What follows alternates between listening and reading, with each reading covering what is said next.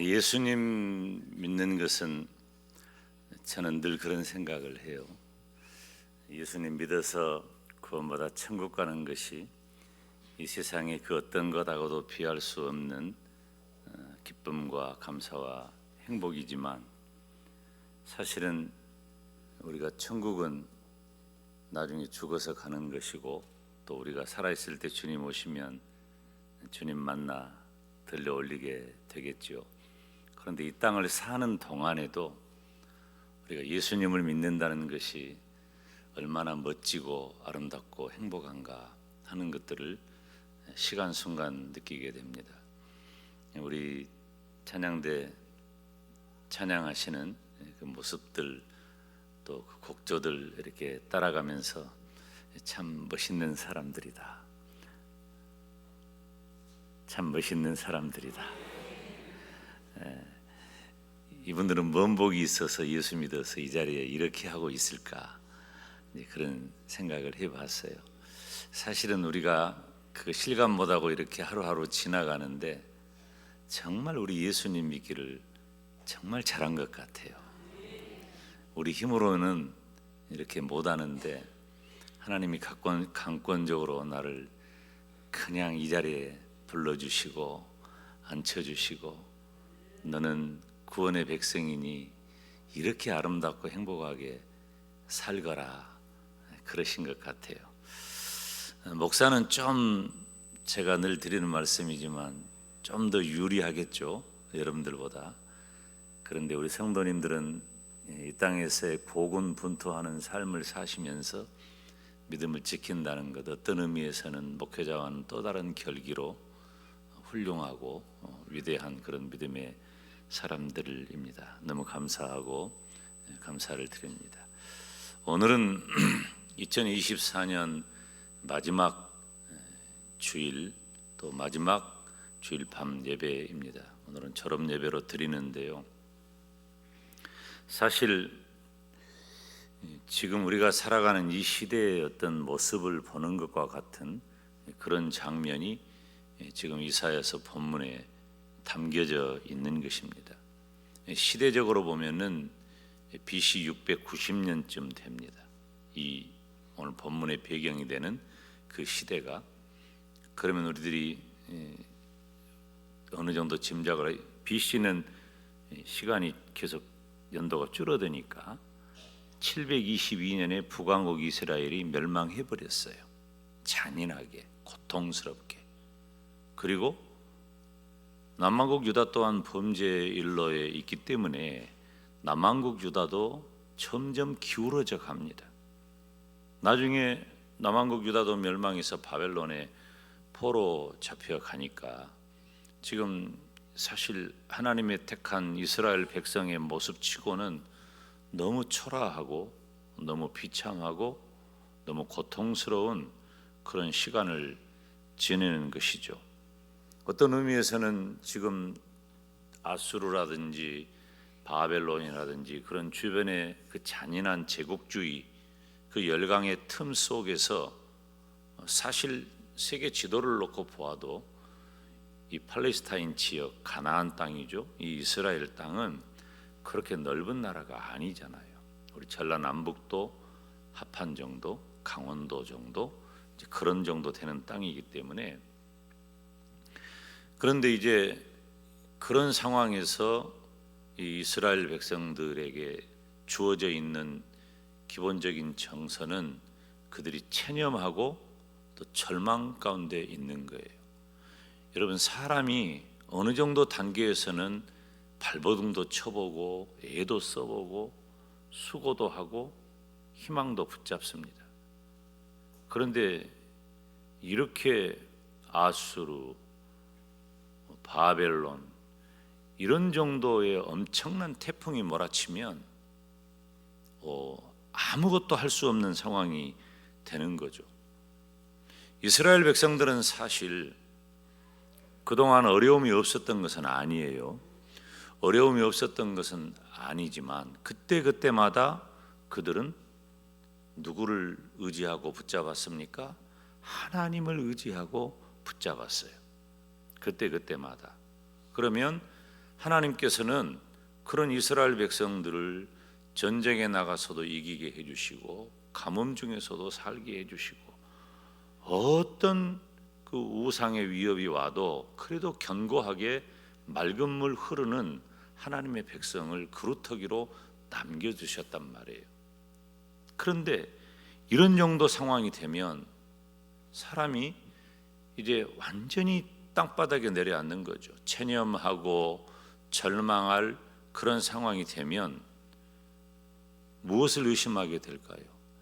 하나님의 존재 자체마저도 의심하게 되는 겁니다. 하나님이 정말 우리 이스라엘 민족을 사랑하실까?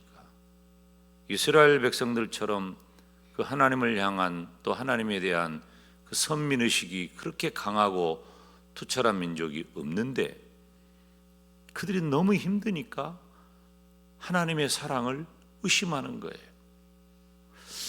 하나님이 어떤 분인가라고 하는 것은 제껴놓고 일단 우리의 상황을 보는 거예요. 사람은 예외 없습니다. 여러분, 사람은 상황이나 처지나 형편이나 환경에 지배를 받아요. 누구나 다 그렇습니다. 우리들도 다 나를 둘러싸고 있는 혹은 내가 경험하고 있는 그런 환경에 영향을 받아요. 그냥 눈에 보이는 것들이죠. 다 나를 둘러싸고 있는 것들이에요. 그런데 눈에 보이지 않는 것은 하나님이잖아요. 하나님은 눈에 안 보여요.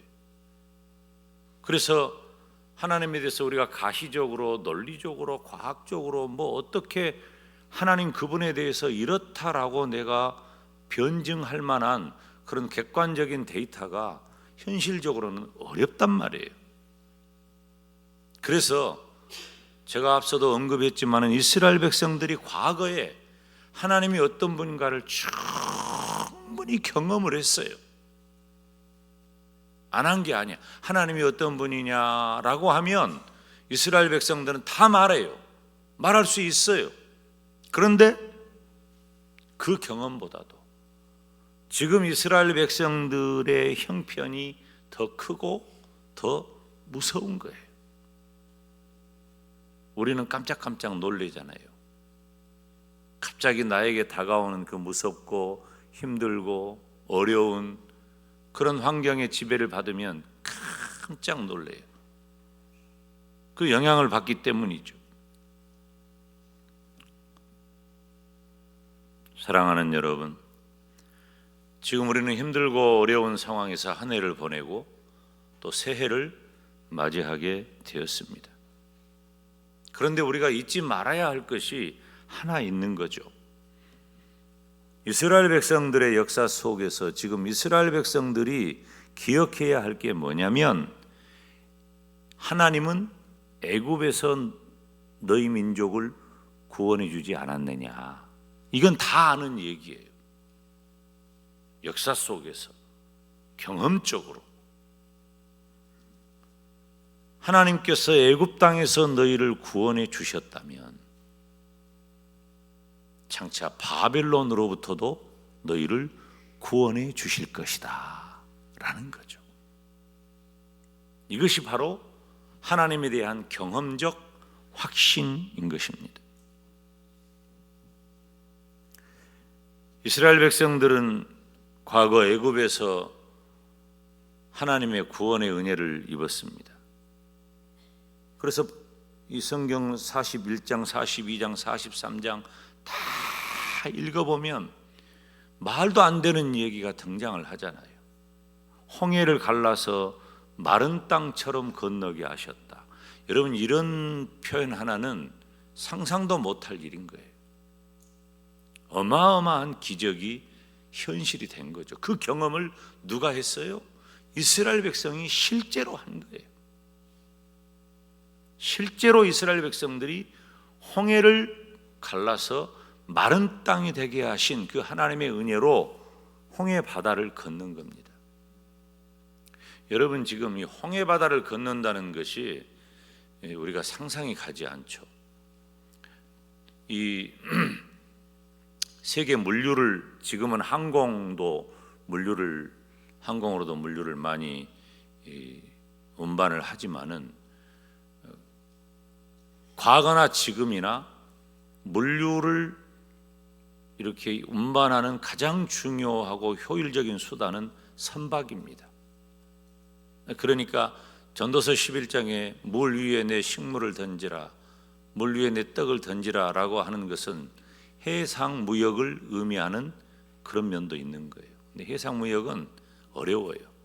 태풍이 불거나 혹은 도적대를 만나거나 해적 이러면 완전히 망하는 거예요.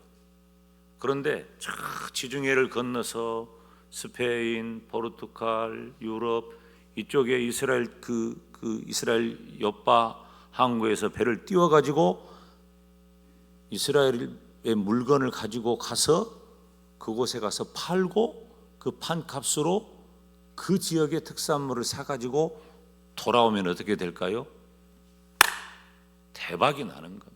상상 못할 부가 배 한 척에 담겨져 오는 거예요. 그런데 무슨 얘기냐면 지금 세계에 우리가 교과서에서 배우고 눈에 띌 만한 운하가 두 개가 있어요. 하나는 파나마 운하고 하나는 수에즈 운하예요. 그런데 지금 그 두 개의 운하 중에 하나가 막혀 있어요. 수에즈 운하가 지금 통행을 못합니다. 반군들 때문에. 그러니까 물류가 제대로 이루어지지 않고 먼 길을 돌아가요. 제가 96년에 파나마를 갔는데 파나마 운하를 가봤어요. 나 세상에 그렇게 돈 쉽게 버는 나라 처음 봤습니다. 파나마 운하가 나는 어려서부터 교과서에서만 배웠기 때문에 대단한 줄 알았는데 우리 전라도 말로 하면은 아무것도 아니요. 세상에 어이가 없어서 배가 이렇게 들어오면 그냥 물이 빠져. 물이 빠지면 물이 이쪽으로 빠지면 이쪽에 있는 배를 건너가게 하고 또 다시 이쪽에 물을 채워가지고 띄워서 이것만 하는데 통행료를 받는 거예요. 그래서 제가 물었어요. 아니 그 안내하는 그 목사님한테 이거 너무 비싸다 이거 하는데 씩 웃으면서 하는 말이 김 목사님 그러면 여기 통과 안 하면 어떻게 되겠어요? 이렇게 돌아가야 되는 거죠. 다 남미로 칠레로 해서 아르헨티나 브라질 해가지고 저쪽으로 돌아가야 되는 거예요. 얼마나 걸리느냐? 한 달이 걸린대요. 그러면 아무리 비싼 통행료를 줘도 그곳을 지나가면 되는 거예요. 근데 지금 현재 이 애굽에 있는 그 홍해바다 수에즈 운하가 현재 막혀 있어요. 지금 해상 무역이 어마어마하게 지금 달러가 오른 정도가 아니에요. 그러니까 지금 우리나라는 전쟁, 홍해 반군, 수에즈 운하 막혀 있고 그리고 또 우크라이나가 지금 전쟁을 하고 있기 때문에 우크라이나가 세계의 곡창지대거든요. 그러니까 이게 모든 물가가 다 올라 있는 거예요. 달러는 오르고 물가는 더 오르고 우리 청년들 지난 1월 달에 미국에 가봤지만은 달러가 올라가지고 겁먹고 갔는데 택도 없는 소리예요. 겁먹은 정도가 아니라 쓸 돈이 없어요. 돈이 자갈이야. 내가 가서 그래 아이고 돈이 자갈이네. 돈을 펼쳐가지고 밥 한 끼 먹이려고 하면 그러니까 애들이 저녁에는 라면 끓여 먹었다니까. 이게 힘들어요.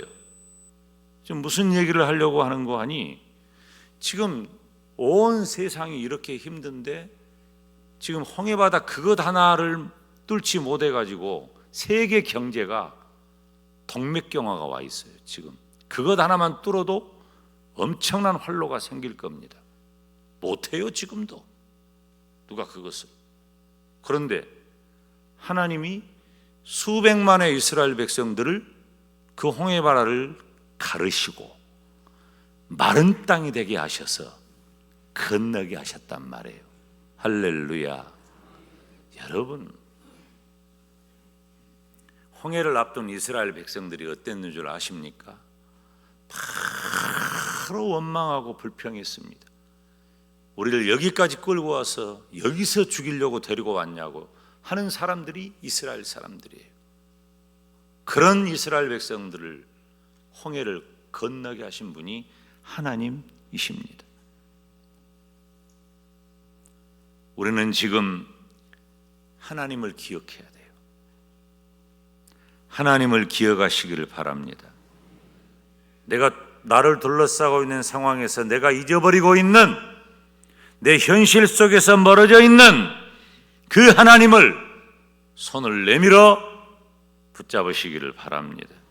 우리는 체념하거나 포기하거나 절망하거나 걱정하는 일로 나를 지배하고 시간을 지낼 것이 아니라, 하나님은 어떤 분입니까? 홍해를 갈라 길을 내셨던 분이 아니냐? 하나님은 사막에 강도 만드시는 분 아니냐? 왜 너희들은 그것을 모르느냐? 선지자는 그 얘기를 하고 있는 거예요. 보라, 내가 새 일을 행하리니 이제 나타낼 것이라. 보라, 내가 새 일을 행하리니. 너희들이 지금 나라가 망했다고 혹은 더 망해가고 있다고 체념하고 절망하고 포기하고 나를 잊어버렸느냐? 아니다. 새로운 일을 행하는 나를 보아라. 사랑하는 여러분, 하나님은 항상 새 일을 행하시는 줄로 믿습니다. 항상 새 일을 행하시는 하나님 때문에 우리는 절망 중에 소망이 있습니다. 좌절하는 중에 새 힘을 얻게 됩니다. 고통 중에도 감사합니다. 눈물 가운데 기쁨이 주어집니다. 가난하여도 부요를 꿈꿉니다. 병든 것도 고쳐주십니다. 안 되는 것도 되게 하십니다. 앉아있는 나를 일어서게 하십니다. 무능력한 나를 하나님의 동역자로 일으켜 세워주십니다. 우리는 잊으면 안 돼요. 하나님은 새 일을 행하셔요.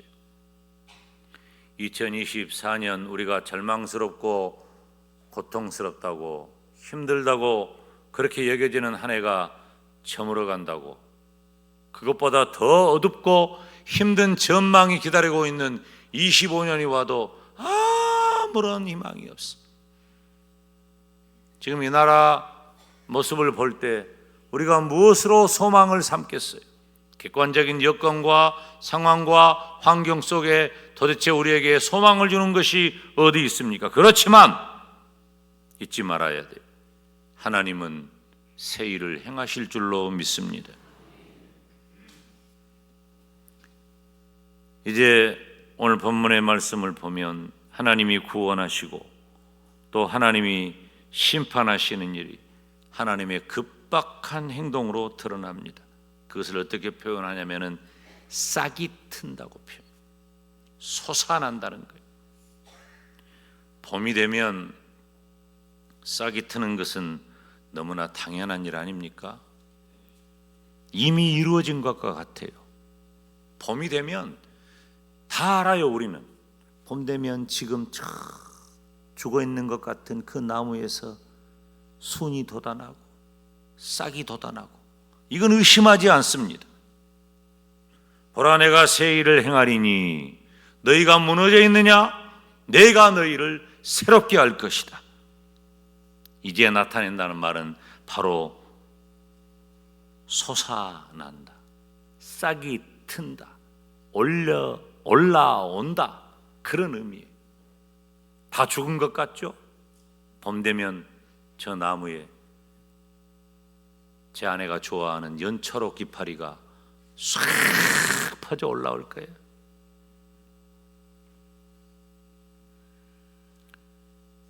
이스라엘 백성에게는 무엇이 올라올까요? 상징적으로 선지자는 이런 얘기를 합니다. 광야에 길을 내고 사막에 강을 낼 것이다. 이것은 못 믿을 말이잖아요. 어떻게 광야에 길을 내고 어떻게 사막에 강을 낼 것입니까? 그런데 있을 수 없는 기적이 봄이 되면 싹이 피듯이 당연한 일처럼 쑥 올라오는 그 기적이 이루어진다는 것입니다. 그러므로 우리는 무너지지 말아야 합니다. 하나님께서 우리에게 베푸실 그 기적을 누릴 수 있는 새 힘을 가지고 있어야 돼. 준비하고 있어야 돼. 기다리고 있어야 돼. 기대하고 있어야 돼. 말씀과 기도를 통해서, 말씀을 통해 우리는 확신을 갖고 기도를 통해 확신을 가져야 돼. 그러면 어느 날 어느 순간에 쑥 하고 올라올 줄로 믿습니다. 우리는 그 날을, 그 일을 기도하는 거예요. 믿음은 바라는 것들의 실상이요, 보이지 않는 것들의 증거입니다. 길이 없는 광야에 하나님께서는 길을 내시고 강이 없는 사막에 강을 내시는 분입니다. 기적을 통해 자기 백성을 인도하시는 하나님의 무한한 권능이 우리에게 있습니다. 가까운 미래에 선지자들은 당시, 가까운 미래, 먼 미래 이렇게 예언의 확장성이 있어요. 바사의 고레스라고 하는 왕을 통해서 광야, 사막처럼 황폐한 그의 백성들에게 새 일을 행하실 것을 말씀합니다. 그러므로 우리는 역사 속에서, 우리가 살아가는 삶의 환경 속에서 하나님의 섭리가 어떻게 펼쳐질 것인가를 주목해야 합니다. 여러분, 우리 경험적으로 이미 알잖아요. 우리 지나온 날 동안 기가 막히게 힘들고 어렵고 고통스럽고 말도 못할 그런 상황 가운데서 하나님께서 어떻게 역사하셨고 어떻게 인도해 주셨는지. 우리 교회가 120주년 맞이한다고 했는데 우리 교회 120년의 역사는 우리나라의 역사예요. 우리나라 기독교의 역사예요. 승승장구했습니까? 만사가 형통했습니까? 아니에요. 출발부터 가난하고 고통스럽고 지배당하고 소망 없을 때 예수 그리스도의 복음이 뿌려진 겁니다. 그 이후로 우리 교회의 역사는 엄청난 우상과의 싸움, 전쟁과의 싸움, 무신론과의 싸움, 공산당과의 싸움. 여러분, 공산당은 우리 기독교하고 완전히 달라요. 용납이 안 되는 거예요. 공산주의, 이 사회주의 사상은, 사회주의 유물론 사상은 기독교와 완전히 배치되는 거예요. 그러므로 기독교인은 바른 믿음을 가졌다면 공산주의화 될 수가 없는 거예요. 제일 중요한 건 뭐예요? 주의, 사상, 이념, 어떤 이데올로기적인 확신과 교육보다도 더 중요한 것은 신앙교육인 거예요. 신앙교육만 제대로 시키면 우리 젊은이들이 딴 길로 빠질 염려가 없다는 거죠. 그 이스라엘 백성들, 그 어렵고 힘든 시간을 지내는 것만 그들의 몫이 아니라 우리 또한 그 시절을 겪어온 것입니다. 그런데 어땠습니까? 하나님은 지나온 역사 동안 때로 우리가 넘어지고 때로 우리가 힘들고 좌절하고 체념할 상황이 있다 할지라도 하나님께서는 사람을 통해 역사하시고 기적을 이루어 주셨습니다. 그런데 왜 너희가 그것을 알지 못하느냐? 왜 하나님의 구원의 역사를 믿지 못하느냐고 책망하는 것입니다. 너희 이스라엘아, 성도된 저와 여러분에게 왜 하나님 없는 자처럼 지금 주저앉아 있느냐고 선지자는 책망하는 것입니다. 너희가 하나님을 알지 않느냐? 안다라고 하는 말의 의미는 경험적으로 안다는 말이에요. 지난 세월 동안 너희가 하나님을 경험하지 않았느냐? 그래도 모르겠느냐?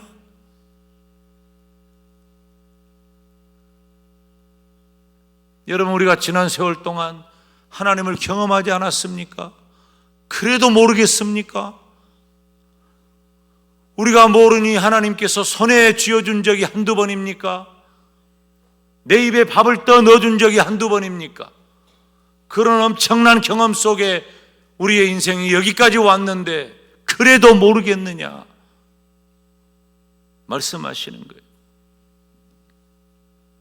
하나님은 이름만 있고 허울만 있는 가짜 신이 아니에요. 우상이 아니에요. 우리가 신앙하는 하나님은 이 세상 사람들이 만들어내고 지어내고 생각해내고 그들이 본능적으로 섬겨내는 그런 우상 가짜 신 중에 가장 힘센 신이 아니에요. 그 모든 것들은 가짜요, 허울만 있고 이름만 있고 아무 의미 없는 우상이지만 우리가 신앙하는 하나님은 살아계신 유일하신 하나님인 줄로 믿습니다. 우리가 그런 하나님을 믿는 거예요. 근데 왜 그런 하나님을 믿으면서 하나님 없는 자처럼 하나님을 무시하고 하나님을 잊어버리고 경험적으로 우리에게 주어졌던 그 놀라운 진실과 은혜마저도 상실하며 사느냐? 이스라엘 백성들이 출애굽할 때 애굽의 10가지 재앙을 통해서 제가 여러 차례 언급했잖아요. 그 10가지 재앙들은 다 애굽 사람이 섬기는 신이에요. 우상이에요. 가짜예요. 다 어떻게 됐어요? 하나님께서 다 해결해 버렸지. 가짜다. 내가 진짜다. 하나님이 살아계심을 드러낸 거예요. 사랑하는 여러분, 하나님은 살아계십니다. 하나님은 홍해를 가르신 분입니다. 하나님은 반석에서 물을 내신 분입니다. 하나님은 만나를 주신 분입니다. 하나님은 메추라기를 주신 분입니다. 우리가 잊으면 안 돼요. 하나님의 능력, 하나님의 무한하신 능력을 잊지 마시기를 바랍니다. 적어도 내가 믿는 하나님이 어떤 분인가를 우리는 순간순간 잊지 말고 기억해야 합니다. 다 잊어버리고 살아. 아이고 어찌했을까? 어찌했을까? 사실은 김 목사도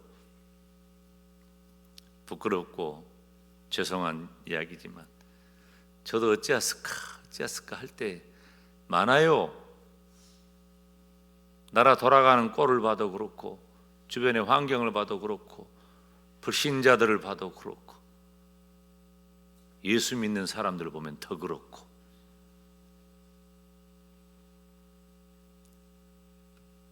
어찌했을까? 그런데 그런 상황에서도 우리가 손 내밀어 하나님을 붙잡으면 하나님은 봄에 새싹 피듯이 쑥 올라오게 해주실 줄로 믿습니다. 당연한 거예요. 그렇게 되게 되어 있는 거예요. 아직 봄이 오지 않았을 뿐이에요. 하나님은 우리가 상상하지 못할 무한한 능력의 하나님이십니다. 우리는 혹 내가 만나는 좌절과 고통과 절망의 시간을 두고 나의 환경 때문이라고만 탓하면 안 됩니다. 어쩌면 우리는 하나님의 무한한 권능을 잊어버린 못난 내 믿음의 현실이 더 중요한지도 모르겠어요. 그래서 하나님이 책망하시는 거예요. 그래서 하나님께서 보라 내가 새 일을 행하리라고 말씀하시는 겁니다. 오늘 또 우리는 무한하신 능력으로 새 일을 행하시는 하나님을 기대하고 기도하시기를 주님의 이름으로 축원합니다. 하나님 또 선지자를 통해 이 백성이 나의 찬송을 부르게 하려 함이니라. 21절에 보면 이 백성은 내가 나를 위해 지었나니 나를 찬송하게 하려 함이니라. 내가 만들었단 말이에요. 이 백성은 내가 조성했다, 내가 만들었다. 그들이 나의 찬송을 선포할 것이다. 나를 위하여. 따라서 합시다. 하나님을 위하여. 하나님을 위하여. 우리가 무엇을 위한다는 말이 굉장히 중요해요. 목적이에요. 목적. 무엇을 위하여? 목적이에요. 목적은 가치를 말해요. 여러분의 참 가치는 어디에 있습니까? 여러분은 무엇을 위하여 사십니까? 연말이 되니까 식당에서 점심 먹으러 가도 저녁 먹으러 가도 옆에서 그냥 뭘 위하여를 그렇게 했었는지 그냥 귀 아파 죽겠어. 위하여! 누가 한 명 하면 다 따라서 하더만. 그래서 나중에 우리 장로님들도 한번 가서 우리 숫자가 한 번 하면은 어느 누구도 다 압도할 수 있어. 여러분, 무엇을 위하여 사십니까? 위하여는 목적이에요. 그 목적은 우리의 가치를 말하는 거예요. 우리 인생의 가치를 어디에 두고 있느냐 하는 거예요. 먹고 사는 것, 성공하고 출세하는 것, 부한 것, 여러분, 바람에 나는 겨와 같이 순식간에 사라지고 허망한 것들이 경험하지 않았습니까? 우리가 경험한 거예요. 우리 어머니 생전에 주변에 이런저런 소리가 들릴 때 참 그 표정 잊을 수가 없어요. 살았다 거이 없어야, 살았다 거이 없어야. 얼마나 허망하시면 그런 표현들을 하셨는지 모르겠어요. 그러나 하나님께서는 이 백성은 내가 나를 위하여 지었나니, 나를 위하여. 여러분, 저와 여러분은 하나님의 특별한 목적을 위해 지음받은 존재임을 깨달으시기 바랍니다. 이거 너무 중요한 거예요. 너무 중요한 거예요. 찬송은 하나님 향하여 이스라엘 백성들이 찬송과 영광을 돌릴 족속이라고 하는 것을 깨닫게 해주는 표현이에요. 찬송을 부르려 합니다. 부른다는 말은 선포한다, 세한다, 열거한다. 다시 말하면은 하나님을 찬송하는 사명을 부여받았다는 것입니다. 저와 여러분의 일생 동안 하나님을 찬송하는 사명을 우리는 부여받았습니다. 그러므로 결국 하나님께서는 자기 백성을 모든 환난 가운데 건지시고 회복하셔서 마침내 찬송을 부르게 하십니다. 인간이 누릴 수 있는 가장 고귀한 가치와 행복은 어디 있습니까? 위하여, 가치라고 했잖아요. 그것은 바로 하나님을 찬송하는 것입니다. 제가 세상에서 이렇게 멋진 사람 없다고 그랬잖아요. 누가 이 자리에 앉아 이렇게 하겠어요? 너무 행복하고 너무 좋은 거야. 20절 말씀에 보면 모든 피조물로부터 하나님은 찬송을 받으시기에 합당하다고 했습니다. 사랑하는 여러분, 하나님의 백성 이스라엘, 그리고 성도된 저와 여러분은 하나님의 영광을 위해 살아야 할 줄 믿습니다. 이 삶의 본질이에요. 삶의 본질이. 무엇 때문에 사냐? 왜 사냐? 왜 살아야 하느냐? 왜 내가 살고 있느냐? 여러분, 우리가 내 인생의 여러 가지 계획들을, 크고 작은 계획들을 준비하고 세우는 것도 필요해요. 그렇지만 그 모든 것의 정점에는 하나님의 영광 있는 것입니다. 사람의 제1되는 목적은 하나님의 영광에 있습니다. 이사야 41장 14절에 보면은 버러지 같은 너 야곱이라 그랬어요. 버러지 같은 너 야곱. 개역 한글판 성경에 보면은 지렁이라 그랬어요. 지렁이나 버러지나 무기력하고 연약한 존재. 여러분, 이스라엘 백성이나 저나 여러분이나 다 무기력하고 연약한 존재 아니겠습니까? 우리가 극한 상황이 되면은 무슨 힘이 있습니까? 우리처럼 무능한 자가 없어요. 우리에게 다가오는 어려움, 시련, 고통, 체념할 만한 것들, 좌절할 만한 것들, 절망스러운 것들 앞에 우리는 딱 두 손 들고 아무것도 못하는 거예요. 뭘 할 수 있어요, 우리가? 뭘 할 수 있냔 말이에요. 우리는 그저 하나님의 구원하심을 바라볼 수밖에 없는 것입니다. 버러지 같은 너희 야곱아, 너희 이스라엘 사람들아, 두려워하지 말라. 나 여호와가 말하노니 내가 너를 도울 것이라. 네 구속자는 이스라엘의 거룩한 이이니라. 그러니 이스라엘 백성은, 그러니 저와 여러분은 하나님을 의지할 수밖에 없고 하나님을 찬송할 수밖에 없는 겁니다. 그래서 우리는 중요한 것이 있어요. 우리는 내 인생의 목적을 분명히 해야 돼. 나는 하나님의 영광을 위해 산다. 하나님의 영광을 위해서. 벌레 같은 나를 하나님은 구원하시고 의미 있는 존재가 되게 하셨습니다. 하나님의 찬송과 영광을 부르는 저와 여러분이 되시기를 주님의 이름으로 축원합니다. 영아부에서부터 아브라함에 이르기까지 모두가 다 이제 한 해를 지나가면은 또 새로운 환경이 됩니다. 우리 인생은 크고 작은 변화를 늘 경험합니다. 그런데 그때마다 변하지 않아야 할 본질은 하나님의 찬송과 영광을 부르는 것입니다. 왜냐하면 우리는 하나님의 구원을 경험했기 때문입니다. 하나님께서 나에게 행하신 일을 만방에 전파하도록 이미 부름을 받았습니다. 예레미야 51장에 보면은 여호와께서 우리 공의를 드러내셨으니 오라 시온에서 우리 하나님 여호와의 일을 선포하자. 하나님의 영광을 위해 사시기를 바랍니다. 그 하나님의 영광을 선포하시기를 주님의 이름으로 축원합니다.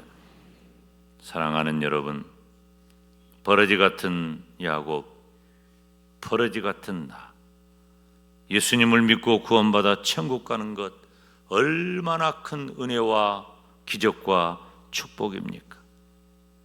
자 봐라, 나 같은 죄인이 어떻게 이 구원의 자리에 있는지. 구원은 하나님이 하시는 일이에요. 누구도 알 수 없어요. 오직 하나님의 은혜예요. 그렇기 때문에 하나님에 의하여 구원받은 성도의 삶을 드러내야 돼요. 드러내야 돼요. 속담이 있죠. 사랑하는 것과 재채기는 감추지 못한다. 그런 속담이 있잖아요. 여러분, 우리가 받은 구원은 왜 그렇게 감추고 삽니까? 우리가 받은 구원이 이 세상 사람들의 아기자기한 사랑보다 못한 겁니까? 저는요 지금도 그래요. 내가 받은 은혜요, 사랑과 구원만 생각하면은 벌렁벌렁. 우리 처남이 와가지고 저하고 같이 이렇게 길을 가는데 제가 요즘 많이 부르는 찬송이, 그리고 제가 좋아하는 찬송이, 수십 년간 좋아하는 찬송 중에 하나가 낮의 해처럼 밤엔 달처럼 그렇게 살 수는 없을. 이건 내 기도 제목이기도 해요. 내 일생의 소망이기도 하는 그런 찬송이. 낮의 해처럼 밤엔 달처럼 조용히 엎드리고 가는. 네, 우리 처남이 그러더라고.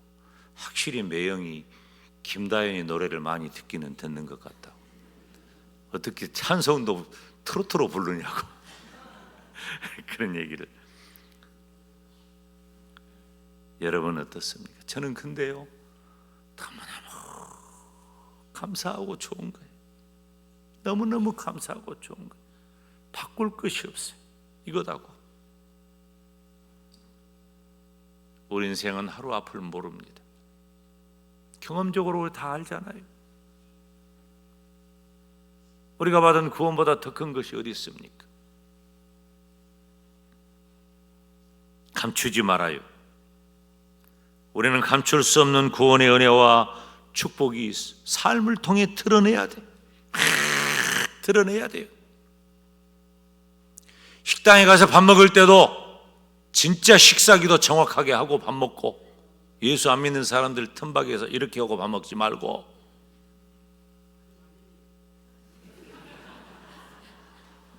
저 양반은 잘 하면서 저렇게 말한가 모르겠어. 사랑하는 성도 여러분, 오늘 말씀 마치려고 합니다. 우리 하나님의 영광을 위해서 합시다. 우리가 한 해가 지나가면서 부서가 달라지고 또 그동안 함께 했던 그런 환경 속에 승급을 하게 되는데, 우리의 삶의 목적은 상황이 바뀌는 게 아니라 어떤 상황에서도 하나님의 영광을 위해 살고 하나님의 은혜를 드러내는 것입니다. 보라 내가 새 일을 행하리라. 이 말씀 위에 서서 새로운 한 해 맞이하시기를 주님의 이름으로 축원합니다. 기도하겠습니다.